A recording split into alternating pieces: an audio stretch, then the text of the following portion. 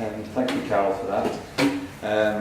Obviously, a very solemn note to start off with, and again, I would sorely miss Chris. He was a great friend to me as well as a colleague, and the fact that he was sat next door to me most times of the day, and I could go in and out probably about 10 times a day and unload, is now gone, and that's quite sad really. It's nice to have that sort of that relationship. I'll just say a little bit more. I mean, his relationships are very personal as well, so he was very connected to people in the college, no matter what their role was, and you'll find that if you ask people, that's what they'll say. So it's on that note, on that solemn note, I will unfortunately move on. So business social change, as I said earlier, one might think, well, business is incompatible with Ruskin. And in the tradition of Ruskin, we have problematised it. We had a debate about what is, business, what is social enterprise. We even mentioned social entrepreneurship, and we still got the scars to still bearing those scars. So it's an interesting, it really is a fascinating thing. Tracy has led on providing a space for the discussion at the college about social enterprise and how it fits in with our values, and that's partly why we're having this conference today.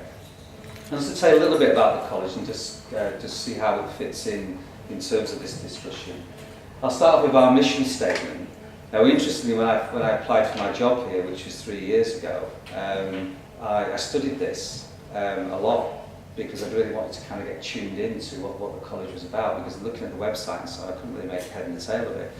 I knew there was a lot of history that had gone on here, because I'm a history teacher. I knew all about Ralph Samuel and taught, read his texts, read his books and so on. But it was this really, I think our mission about reaching the disadvantaged, about transforming individuals and the communities from which they come from is really, really powerful. And I think social enterprise fits into that clearly as an excellent endeavour for this college to engage in. I'm starting off with the setting because I think that setting is great. Fell in love with it when I first came here. Doesn't look like a college at all, does it? How privileged are we? This is like the kind of privilege for the working classes in many ways, isn't it? And I just think it'd be fantastic if that building could house something which was like a hub or a kind of hothouse really for social enterprise. Something that was really dynamic where we could furnish people with the skills and the space to actually make a difference practically through engaging in entrepreneurial activity. I said it very quickly, but anyway, I'll move on. Tracy will give me a hard time about that. History and tradition, I show this one quite a lot. There were women at Ruskin College in the 1900s, but this is interesting in terms of our roots, 1899 and all that. I think it's worthwhile thinking about the place of Ruskin in Oxford, it being a home for working class radicalism and working class education. We want to carry on with that radicalism, we want to carry on with that kind of being a focus and a place that people relate to in terms of that endeavour. They look like a right disorderly lot, don't they really, but we're carrying on that sort of tradition. And interesting in terms of the teaching of history, it's associated very clearly with Ralph Samuel and the whole radicalism about looking at history in a different way, and history from below and so on, which obviously he championed. What do? We do lots of interesting things. We do lots of degree work. You can see there, I've talked about, we offer BAs, foundation degrees, business social enterprise is the one that we are focusing today. MAs, we're running an MA at the moment, global labour and social change. We offer degrees in trade unionism, international labour, trade union studies. But the reason why I focus on this is because we have an open entry really. Other than our social work programme, one doesn't have to have the requisite A-levels and GCSEs to do a degree here, which obviously sets its challenges and fits in with our whole ethos, our mission rather, that I said, alluded to earlier. It's not 20, it's 200 to 300 students. So we have about 250 higher education students on site, some of them in residence, some of them not. And so that gives you a flavour of what we do. We also do a lot of adult and community education, focus on people with low skills and have low opportunities, teaching them maths, facilitating maths and English, but also personal development, also such things like introduction to sociology and social psychology and so on. So the idea is clearly aspirational. And we've dipped into health and social care more recently, and we have our access programme, which is burgeoning really. It's really kind of, last year, half of our students progressed here, the other half progressed elsewhere onto degrees. The cornerstone of the college really is trade union education, which is very alive and well, and very much part of the fabric of the college, in its DNA. And in terms of the FE focus, we have well in excess of 2,000 students in an academic year going through various programmes through under the aegis of the TU Ed. An area we have in the past worked on, in an area which we'll do going forward, is looking at full cost training, particularly around the third sector, and leadership, skills, management. And we have a lot of deep expertise here in colleagues in the room. Actually, I can see from the ILTIS team here a lot of experience in this area. And I know Caroline, for example, ran a course this week, new Women in Leadership. Yeah, for Unison. For Unison, yeah. Which I stayed at Stoke House, so I saw the posters. Very impressive. And then finally, not ultimately, but finally, we have the Radical Research Group, which we've already had a conversation 10 minutes ago about this, and which Tracy and the team have put a lot of work into making that a reality, and is developing at quite a pace, I would say. Okay, strategic aims. To give you an idea of how it fits in again, I've put them into plainer English, the strategic aims. But essentially, we want to get more people into higher education to make a difference in the world. That's really what we want to do. And to work in the public sector and the unregulated public sector, the third sector, etc. That's what we're about, that's what we want to do. We're looking at developing new degree programmes that facilitate that. And we're looking at developing degree programmes that have a more blended learning approach, so that students can access it in their own time, at their own pace. This is something we do with ILTIS already, isn't it? Key to this is this point about establishing partnerships with key stakeholders and working collaboratively. And that's partly why we're here today.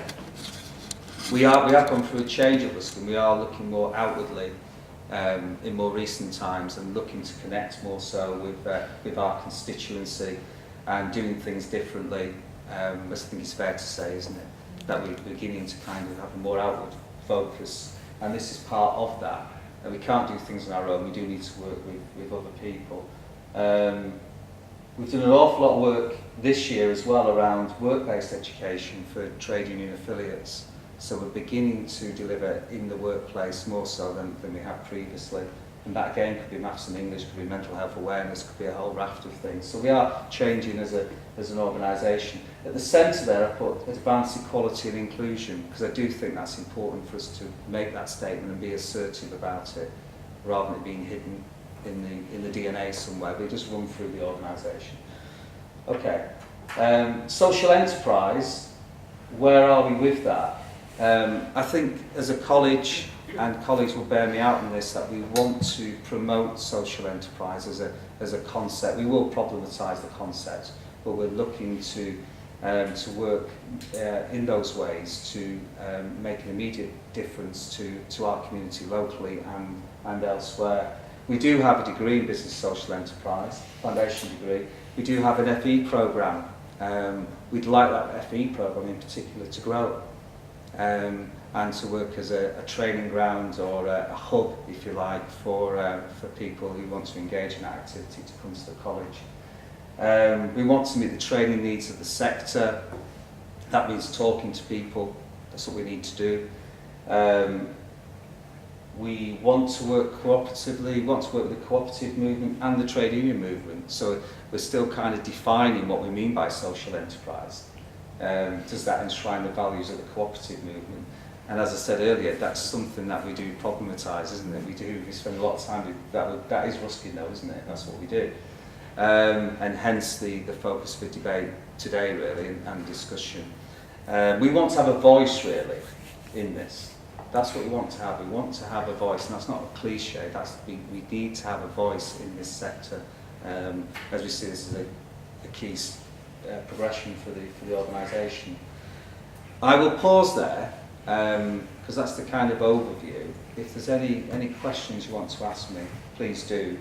But we probably want to move into the debate and the discussion. But I hope that's kind of helped you in giving an idea about the college and why we're here today. Okay. Thank you. Right. Yes, thank you very much. You're very welcome.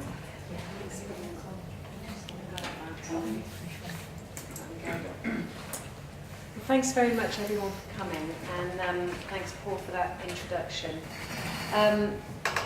So we're going to move now into the event itself, and I want this to be a very fluid space, a very informal space. You know, there are a few people here that we don't know, a few that we do know, and what we want it to be is an opportunity to kind of kick off some discussion, because as Paul was saying, we really are at the beginning of our thinking on these sorts of issues. We've been running the Business and Social Enterprise degree course for a couple of years now, but we do want to try and embed it much more in the college, to think about what that means for Ruskin itself, because Ruskin is a social enterprise itself, and I think it's very important that we acknowledge that and work with that. So that's kind of what this event is about, and we wanted to just open out a few areas to talk about. So I've got a suggested agenda up on the wall there, but this is really very, very fluid. It doesn't need to happen like this. So if we need to alter things, then that's absolutely fine. What we have got, though, in a minute will be John Hilary, who's here from War on Want. And John is the ambassador for the Business and Social Enterprise degree. And actually, I think it's in that relationship that we can really see where this degree and where this idea of social enterprise sits differently in Ruskin.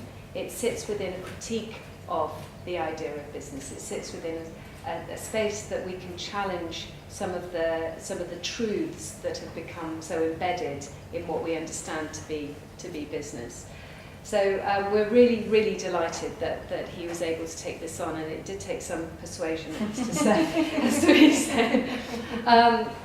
So John will give us a very short overview of some of the issues as he sees it.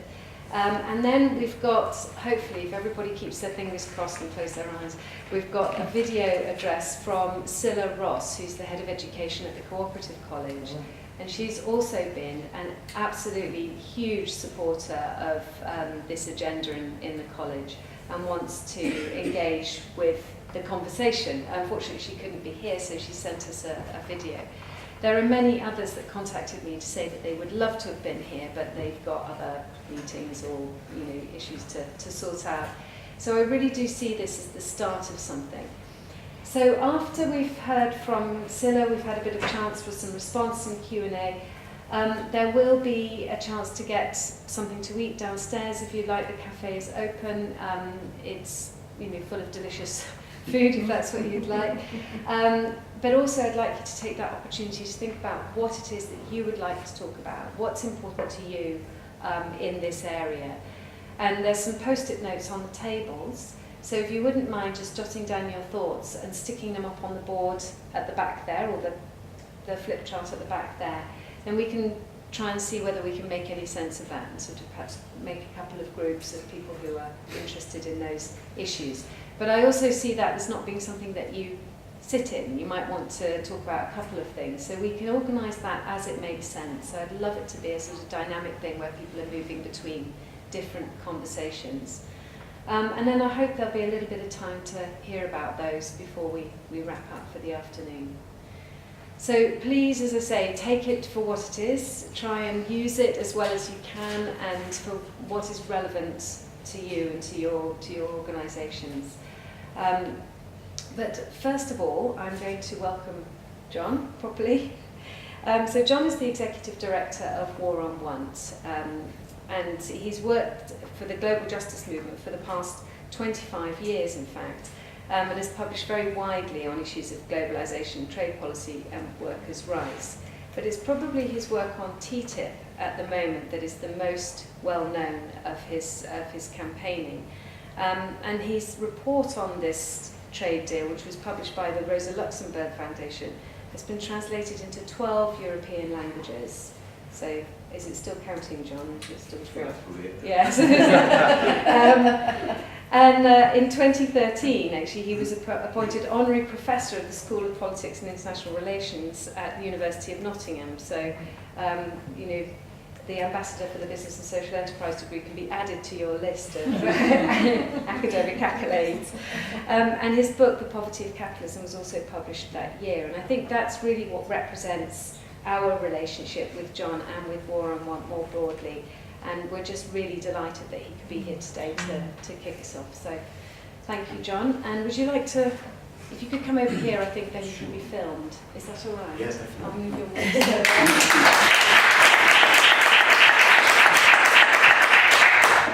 Well, thank you so much, Fionnuala. It's wonderful to be here. I'm going to hasten to start by saying the only persuading I needed to take this on was really in light of what it would mean in terms of a workload, because I do feel a bit sort of pulled in all directions. For War on Want, the ability, the opportunity to be linked even more closely with Ruskin is absolutely a non-brainer for us. I mean, it's a really fantastic opportunity, and we really relish that relationship, which we've had over a number of years already. War on Want, like Ruskin, comes out of the labour movement, not all the way back to the 19th century, but in fact we've just been celebrating his 65th birthday, along with the 100th anniversary of Harold Wilson, who, when a young and upcoming Labour MP, was the one who apparently coined the name of War on Want, the story being that he actually thought about it in his bath one day, and then it stuck. But for us, I suppose the real reason why I'm really thrilled to be involved in this is that we start from a similar perspective, and also that this is going to take us, and me personally, a little bit out of our comfort zone. That sense of actually beginning to say, look, what is it about social enterprise, what is it about business that we can believe would be a positive force for change? Because, let's be frank, we actually usually approach business as part of the problem, not part of the solution.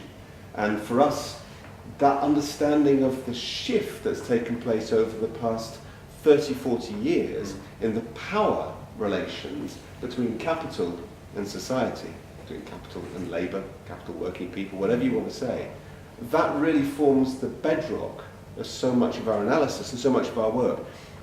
Our partners across the world, trade unions, women workers associations, food sovereignty movements, liberation movements, almost exclusively experience the presence of business as a negative thing, particularly when it comes down to the big multinational corporations that are active in their societies. And in a way, this is the fundamental irony behind a globalized economy. The promise of globalization, the myth on which globalization was really sold to everybody, was that it would be the social enterprise par excellence. Because the idea of globalization was that it would provide cheaper goods for consumers in the rich world, and at the same time it would provide jobs, opportunities, emancipation for workers in the poorer parts of the world. And particularly for women. There was a gendered understanding of this as well, that a lot of women in countries like Bangladesh or Cambodia, where they hadn't perhaps had the same sort of economic opportunities or social freedoms in the past, would gain those through work, through the opportunities that globalization offered them.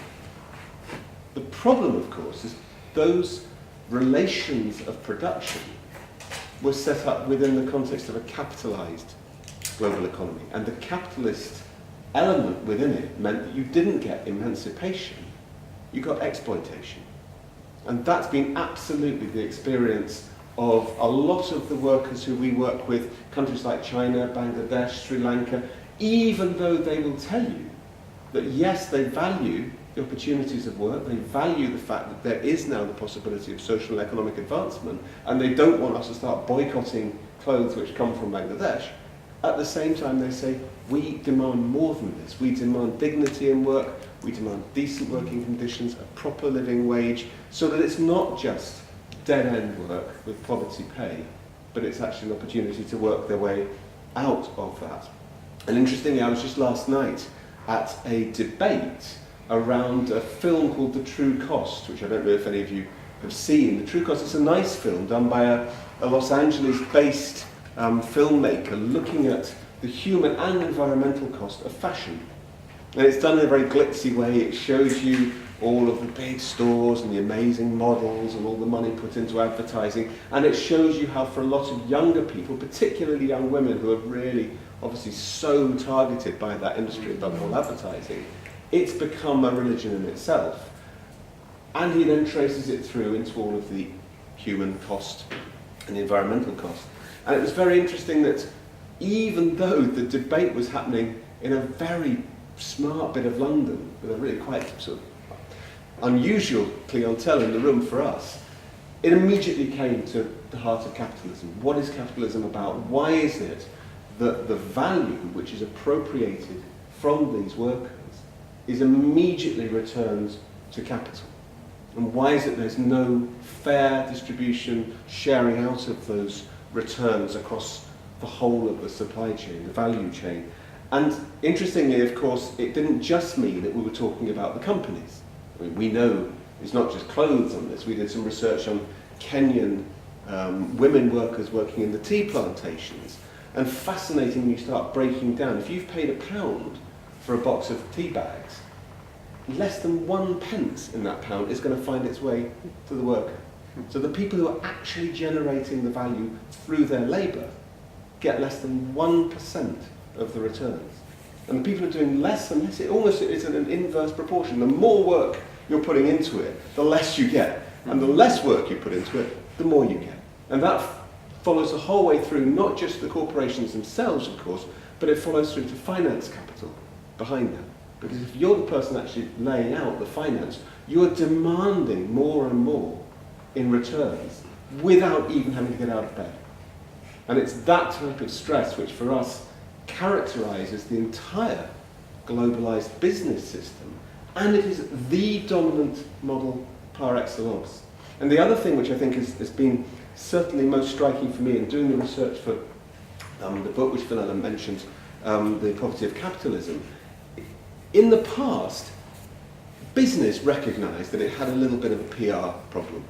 Business recognised that it was seen as part of the problem to overcome in globalisation. And so you'd have all of these corporate social responsibility or stakeholder engagement initiatives, which were a way of trying to, hide the true face of global capitalism behind a veneer of wanting to do the right thing. That's now shifted. And in a sense now business has just said, we don't need to have that anymore. We are not even part of the solution, we are the solution.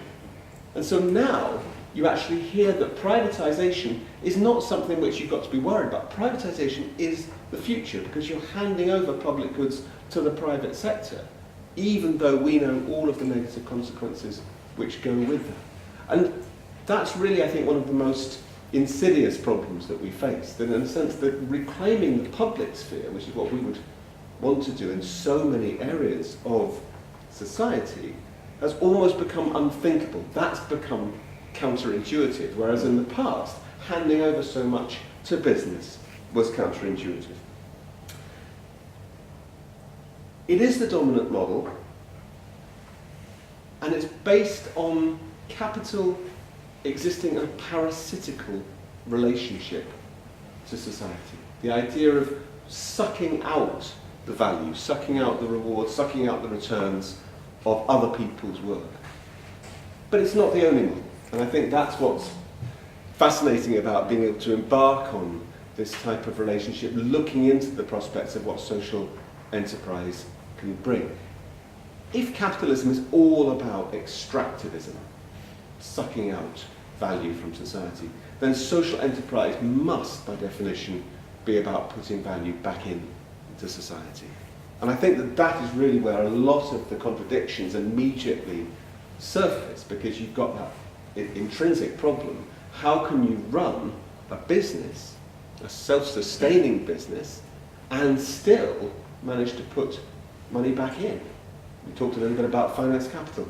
If you've got people lending you money at such rates of return that you've got to start paying it back, you know, with the interest being, what, 10%, 12% in the space of microfinance, even the most forward-looking, the most progressive elements of microfinance, the Grameen Bank and all that, were 20, 25%. Well, no business is getting returns of 25%. We're getting sort of 6, 7, 8% if you're lucky. So you've always got that squeeze on. But even with that, there have been extraordinary examples of where you've got enterprises which are conducted in a completely different way. I mean, the cooperative movement, which Paul mentioned, is one absolutely obvious one. And I think, to be honest, we don't speak enough, we don't celebrate enough of the cooperative movement's successes globally. I think if any of us end up being in charge of the cooperative movement, we should really make that our first thing as a communications offensive, just to tell everybody how incredibly important and successful it is. Hundreds of millions of farmers and small-scale enterprises across the majority world are absolutely based in cooperatives. And even here, before its catastrophic takeover of the Britannia group, I mean, the cooperative group in this country was weathering the storm of the financial crisis in a way which no others were. So we need, I think, to hold on to that. But at the same time, it's not without its own problematic.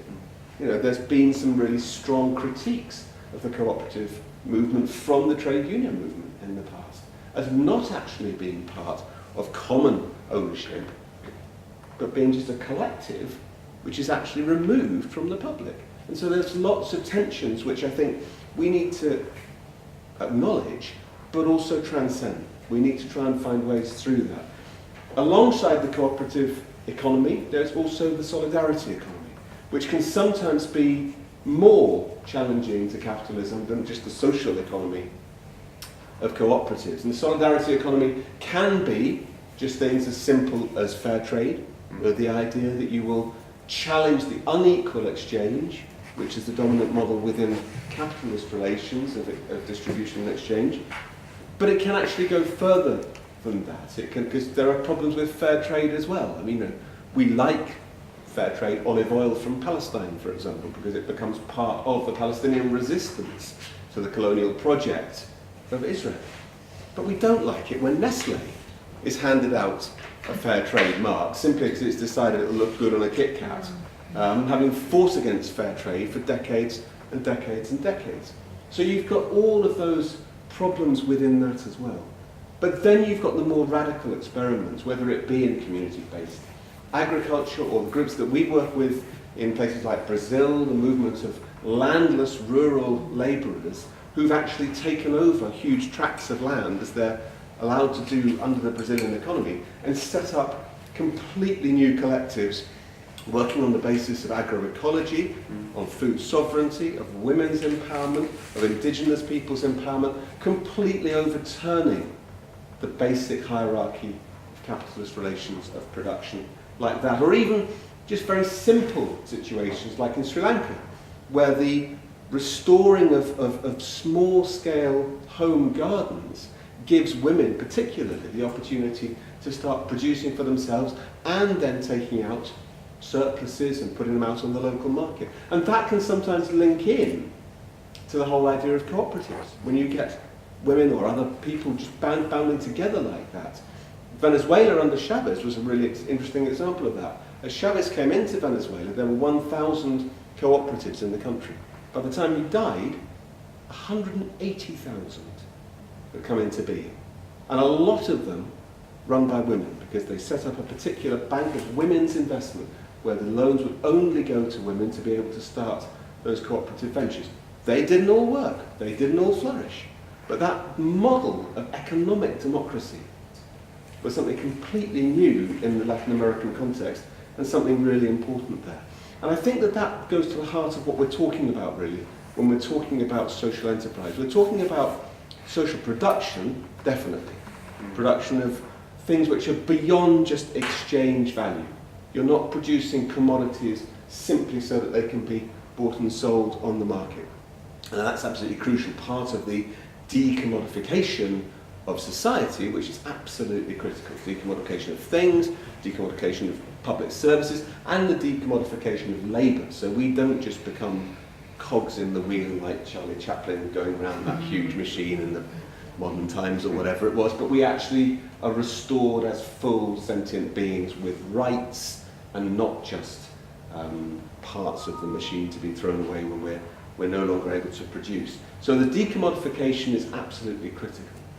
But maybe one of the challenges within social enterprise is that sense of economic democracy.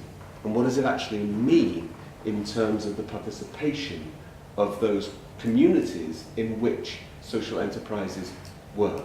And I think for me that's part of the thing which I'm really looking forward to seeing sort of drawn out of this whole research program, and really seeing, well, what actually we're talking about here, where are the most positive forms of this? Partly, I think, for me, you can see it working at the big scale, the macroeconomic scale. You can begin to see where these types of shifts can be made to work. But it's very hard sometimes to see how social enterprise can really work when it's within the restrictions of capitalism. I mean, tonight I'm actually going to the book launch of a book by Safia Mini, who is the founder of the clothes company called People Tree. I don't know if you know People Tree much, but founded, 20 odd years ago in Japan, and very much based on fair trade principles, working with rural women's collectives in Nepal, India, Bangladesh, and very much based on organic cotton as well, really trying at every single stage of the supply chain to make it work. In 20 years, they haven't been able to make it into the black in this country. They've not been able to make a single profit in Britain in 20 years. And it's been very much sustained through the Japanese side of it, simply because they cannot get hold of the finance capitalists behind them say, we're not going to invest in something which refuses to cut corners. So really difficult challenges, I think, for all of those enterprises which really do seek to do the right thing and are still trapped within that globalized system. So I'm looking forward to, I suppose, hearing how it is possible to square the circle. How can you exist within this context and still genuinely deliver on the type of objectives and goals that social enterprise must surely have? And part of that, again, has got to be about that democratic social element within it. How can you do that if you're not part of community-based existence? Because surely that is perhaps the greatest single thing that we have to put against capital. It is the power of people working together, whether it be in collective action politically or indeed collective action as a community, to try to completely kick over the traces of what we expect capitalist or business operations to be about. If you can actually reframe that completely, and so you're throwing aside all of the rules of commodity capitalism, then that gives you the opportunity, I think, to really create some new and exciting opportunities which go in a completely different direction. That's what I really want to learn about, I suppose, in this programme. That's why I'm thrilled to be involved in it. And really, I suppose that's where I need the scepticism to be blown away by lots and lots of good examples, so that we can genuinely say, yes, it's not just the sort of people who are trying hard at the margins, but that there genuinely is a model here which can hold up a mirror to the capitalist model and say, here is a way you can do it, which is an absolutely ready-made alternative, and we need to push that one ahead of the one which has caused so much destruction around the world up until now. Thank you.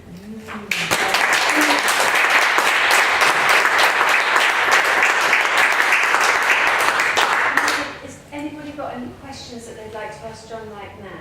I think he's going to head off in about half an hour or so. This is part of my real unfortunately, sad thing is that we had a meeting with the Shadow Business Secretary, which has been bounced and bounced and bounced, and eventually today she said she can meet us at 4 o'clock, which is incredibly nice. So I've got to jump back on the coach again after that.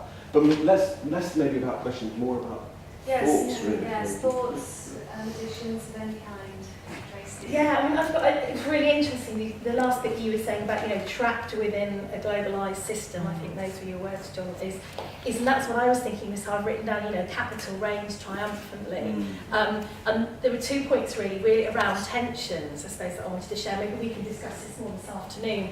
And one of those is the tension around, we were talking about people tree, with a really great idea, great concept, really great goods. But for most ordinary working people, far out of their price range, and even people with that desire to want to do that is, the difference between going to your local farmer's market, your cooperative, or shopping in Tesco's where it's dirt cheap.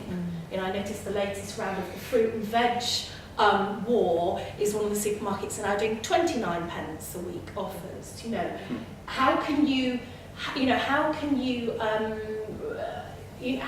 beat that when you're on minimum wage? So that's, I suppose, that's a tension. And the other tension that I was thinking about for this afternoon is, for us as an institution and for others as well, is how do we reconcile with those issues of social enterprise being the thing that is seen to plug the gap in this destruction of public sector? And that's an issue we've been talking about for some months now, is that we want to be, we are part of that tension, and the trade unions will be quite furious at people losing jobs in order to, for us, our sort of organisations to take over from that. So these are sort of, two, I see it's really big tensions that we've got to reconcile with. So now, I don't expect. Well, the second one in a way is easier. The second one I would suggest, we together can, as a democratic body of a country or a community or whatever, we can actually fight to reclaim from the market a lot of the services that we want to see back into public hands, back into public control. And that's that part of decommodification has surely got to be about saying, we do accept markets in certain parts of our lives, but we absolutely reject them in other parts of our lives. Okay. And that's sort of, but I think the idea of decommodification is very much a process of saying that there are certain bits of our economy which we want to ring fence and say these are actually not part of a market economy at all. And of course in different countries that will be done in different ways, and Britain sadly is the most extreme form of the privatised common space that there is. So I think on that one I feel in sort of much stronger ground, and we've certainly rejected any call from within the third sector, the charities which say we can make a big buck for ourselves by stepping up and being part of David Cameron's big society. We say absolutely no way. That is the public sphere, and there's absolutely no role for private entities, be they profit-making or non-profit making, because as we all know, the non-profit making are always the Trojan horse which lets in the profit making. On the first point though, about how can you square the circle with the fact that, you go to your farmer's market, it's lovely to pay £17 for a bottle of apple juice, but I mean, you're not going to be doing that every day of the week. And people treat it, I mean, it is similar. I went to one of their things, a sort of solidarity thing, and bought a sweatshirt. And the sweatshirt was a grey sweatshirt with nice sort of pads on the arms, but it was 55 quid. It's very warm, so I'm very happy with it. But it also, I suppose, speaks to a different way of shopping.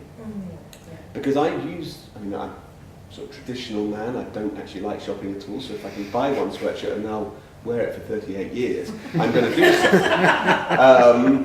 So it's easier for us, I think, because there's not anything like the same sort of pressure on. But if you take that to the other extreme, one of the interesting things in this film, The True Cost, is it shows a lot of these young girls who go out and come back from shopping trips and do these things called shopping hauls. I don't know if you know about this, it's a YouTube phenomenon. What you do is you go out, come back home, turn on your webcam and show all of your adoring public all the things you've brought. And it's wonderful, you know, there's a lot of US young American girls saying, I bought this, it was in pink, it was $8.50. I'm not sure I'm ever going to wear it when I've got it back now, but it was really a fantastic thing at the time. I bought this, and they just go through this, and it's an amazing social media phenomenon. But it is based on the understanding that the price of clothes has gone down so much.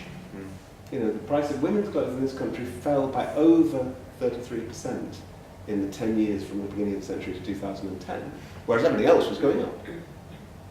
That's really, you've created a sort of throwaway culture for clothes. Yeah. With food, again, it's an interesting one.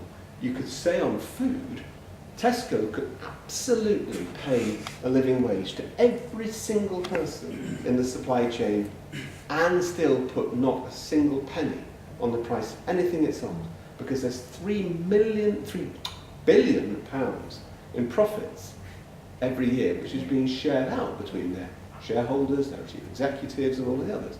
Now, if you start thinking about that surplus value as being something which is not just appropriated, nicked by capital, but actually ploughed back, then you've got a completely different model. And that's where I suppose the cooperative becomes interesting, because they are actually about returning the investments into social milieu.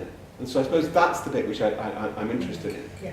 So it doesn't have to be the sort of completely mad top end, but it can still work. And the cooperative movement does it on the basis of fair trade principles. So, can I just say thanks for what you said, but for me, what's been going on in my head with food is the amount of food that's wasted, which doesn't look attractive. It's just so much being wasted, which could be used for people. And I think a part of us grow up with this concept of belief that if my carrot doesn't look a certain way, I'm not going to eat it.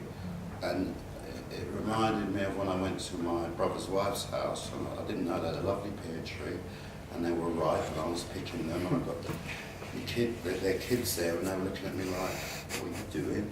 And I mentioned to her, and she said, I don't do that. I go to Tesco's and I get them perfect.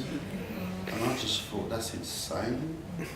So it's quite a deep, there's a lot of beliefs that we've inherited, that we carry, that make it really difficult at a core level. But they're quite new though, aren't they? I mean, I remember I was discussing this with some other people in relation to that whole food issue. When I was young, my grandmother used to live in Kent. Yeah. We used to visit her, and we used to go out for walks. And as you went out for walks, you'd walk through orchards, and the footpaths would walk through the orchards, and the apples would be on the ground if it was autumn time, and you'd pick up an apple and you'd eat it. And there was that sense of just common access to the bounty of what was there. And that, in the space of a couple of generations, is completely gone. So I think that is a new thing, and that's why in a lot of societies it hasn't gone, and people are trying to defend it. I mean, particularly in those countries where the concept of swapping seeds between farmers has been the absolute mainstay of their common agricultural production for centuries, and is now absolutely explicitly challenged by the big seed companies like Monsanto or the others. That's a real sort of resistance. The concept of seed sovereignty, where you own your own seeds, is really strong. But for us as well, I mean, the community-based agriculture, guerrilla gardening, the idea of actually trying to restore that. It doesn't work so easily in food. In other bits, like the internet, the idea of open source, not just software and things like that, but the idea of open source research is another really good way of fighting back against it and saying we don't believe it has to all be in a competitive, commodified form. It can be in a different way. It just reminded me of something now. I live on the edge of Cadbury, the estate, and they were completely obsessed with gardening. Gardening was going to save the world in a way. But it is quite interesting all that, because the place is full of allotments, and they had trees in all the gardens. The houses are quite small, to be fair, but they all had like a fruit tree in the back garden. And there was this kind of like, although it's paternalistic, the whole thing is completely paternalistic, so therefore it's problematized. But you have this kind of sustainability within it, which was quite interesting. The only dilemma with Cadbury was that I always wondered what happened if you didn't fit in. Do you understand what I mean? because it was so paternalistic and it was of its time, wasn't it? But there was this great thing about the outdoors and the you know, kind of God's green acre in a way. It's biblical, wasn't it, as well? Which I just think is quite interesting looking back at those models, isn't it? And as you were saying about the reality of eating something from your own garden is can be quite alien to people now. Yeah. But that is where social enterprise sort of begins to, you know, blur into, you know, how much good they have to do to become social enterprise. Yeah. So I mean, following on from that theme, really, I'm quite interested in the sharing economy and bartering, and you know how that kind of fits within, you know, social enterprise potentially as a kind of service that enables and facilitates some of that, particularly, as you say, through some of the social media type operations that are already you know, starting to grow.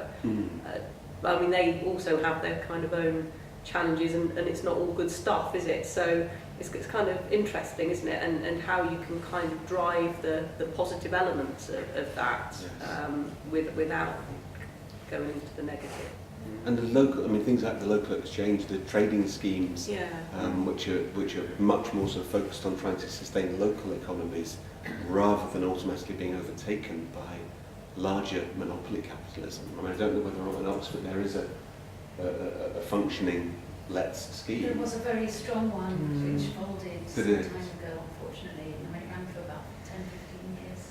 And maybe, I mean, again, it would be interesting to look at the reasons why it didn't manage to sustain its stuff longer. No, I mean, part of our concern was it was white middle class people with time on their hands that were engaging in it. It didn't actually fulfil the purpose that it was initially set up for. I think there's probably more room for it now, potentially, than there was then. Can I take this opportunity to say, I'm fascinated by why we have let, you know, by human beings. I'm something of a misanthrope. I feel very disappointed and let down by human beings, and I constantly question what it is about us that has enabled the system to establish itself as it does, and how we somehow always manage to fall down to the worst, you know, the lowest common denominator. So, for example, I'm completely evangelical about a lot of the stuff that you've talked about, but I am quite isolated and disliked as a result. I live what I believe in.